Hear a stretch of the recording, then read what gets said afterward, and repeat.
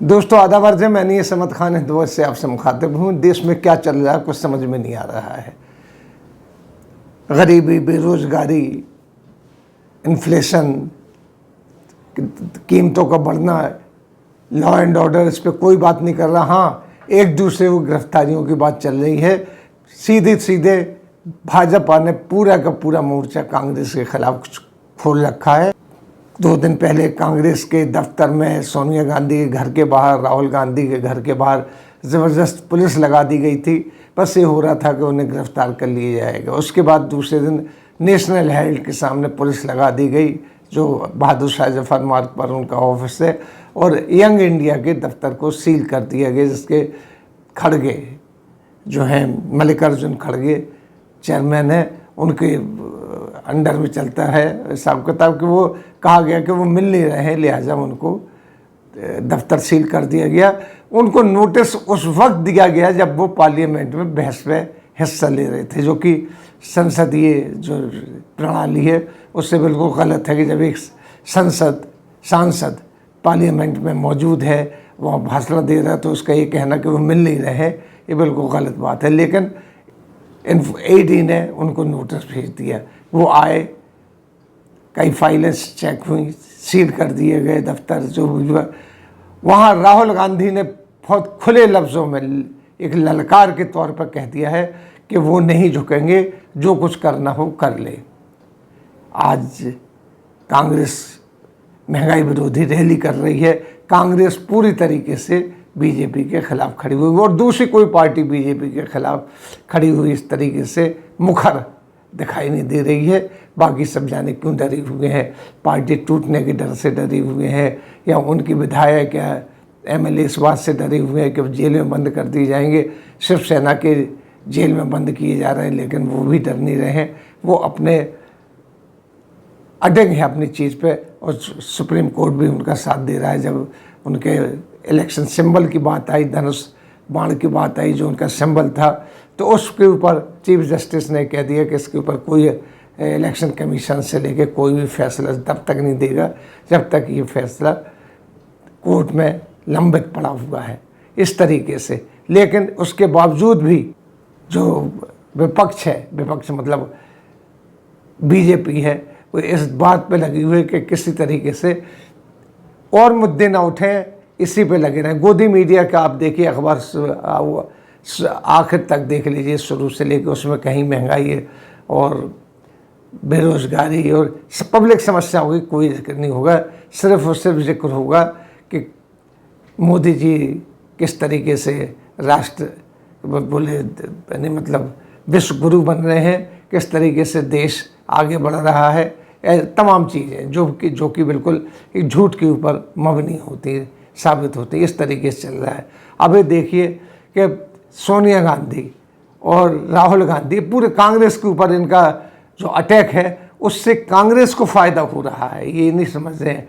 क्योंकि कहीं ना कहीं आदमी ये सोचता है कि क्या इतने बड़े गुनहगार हैं लोग कि जिन्होंने इतना पैसा खाया हुआ है कि इनके ऊपर अटैक होते चले जा रहे हैं। 100 घंटे से ज़्यादा सोनिया गांधी, राहुल गांधी और इन लोगों से, कांग्रेस के जो बड़े बड़े दिग्गज हैं, उनसे पूछताछ हुई, तब भी कोई मसला नहीं निकला है। अब रेड हो रही है, रेड के ऊपर भी मसला नहीं निकल रहा। आखिर में ये बात शुरू हो रही है कि शायद गिरफ्तारियाँ कर ली जाए, जिसको राहुल गांधी ने कह दिया है कि वो किसी चीज़ से डरे नहीं, गिरफ्तारी होती है तो होने दो। कांग्रेस पार्टी भी उनके पीछे खड़ी हुई है। ये सोच रहे थे कि इस तरीके से करने से कांग्रेस पार्टी हो सकता है टूट टाट के इनकी तरफ आ जाए, लेकिन तब भी वो लोग नहीं अड़े हुए। सिर्फ एक पार्टी ऐसी है भारत में जो अड़ी हुई है। हालांकि नड्डा जी ने खुलेआम बिहार के एक मंच पर अनाउंस कर दिया गया है कि क्षेत्रीय पार्टी रहेंगी ही नहीं। कुछ लोग तो यहाँ तक कह रहे हैं कि मोदी जी हैं तो हम जिंदा हैं, देश जिंदा है, मोदी जी हैं। अब कहाँ तक जिंदा, किसको जिंदा कह रहे हैं, वो उनकी बात है। चमचागिरी इंतहा में पहुँच गई, बिल्कुल उसी तरीके से जैसे कि इंदिरा गांधी ने जब इमरजेंसी लगाई थी तो India is Indira, Indira is India नारे लगने लगे थे। और साइकोफैंट चमचे इतने ज़्यादा उनको घेर लिया था कि उनकी सरकार को गिरा के ही माने थे।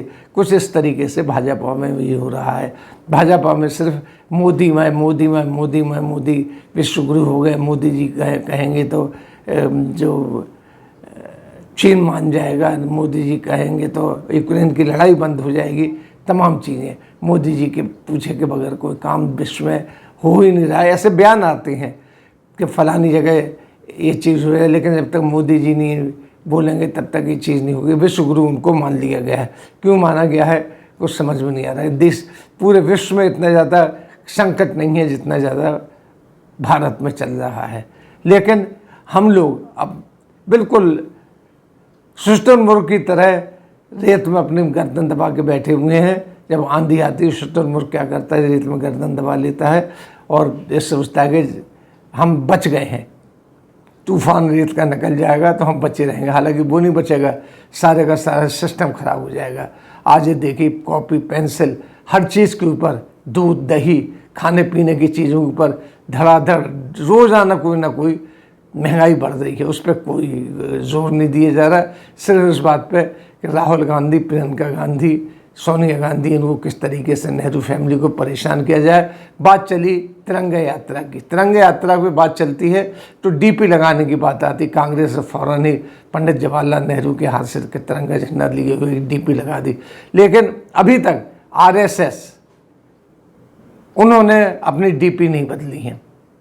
आरएसएस की डीपी न बदलने की बात है कि आरएसएस ने तिरंगा झंडा कभी कबूल किया ही नहीं। जब तिरंगा झंडे का मसौदा सामने आया था तो उन्होंने कहा था 3 तिरंगा खेल बिगाड़ा, 3 तिगाड़ा खेल बिगाड़ा वाली बात कही थी। 3 रंग कभी भारत के लिए फलदायक नहीं होंगे। उसके बाद भी उनके जो अभी सांसद और लीडर कहते रहेंगे एक दिन वो आएगा कि लाल किले के ऊपर भगवा ध्वज फहराया जाएगा। आज़ादी के 57 साल तक आरएसएस के मुख्यालय पे तिरंगा झंडा नहीं फहराया गया। उसके बाद केस चला, केस चलने के बाद बहुत लंबा सा किस्सा है। उसके बाद कोर्ट का ऑर्डर से हुए तब तिरंगा फहराया गया। वो अब भी मोहन भागवत से लेके किसी की भी आरएसएस के जो डीपी हैं उनमें तिरंगा झंडा नहीं लगाया गया है।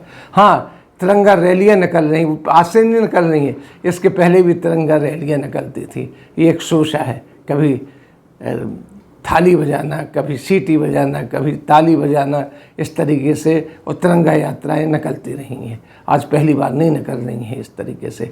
तो देश को एक किस्म से भ्रमित किया जा रहा है, असली मुद्दों से भटकाया जा रहा है और सीधा सीधा टारगेट कांग्रेस पार्टी जो कि उनसे टक्कर ले रही है हर जगह, उसको ख़त्म करने की बातें हो रही हैं, उनको बदनाम करने की बातें हो रही हैं, जिसको कहीं से कहीं तक वो पकड़ नहीं पा रहे हैं।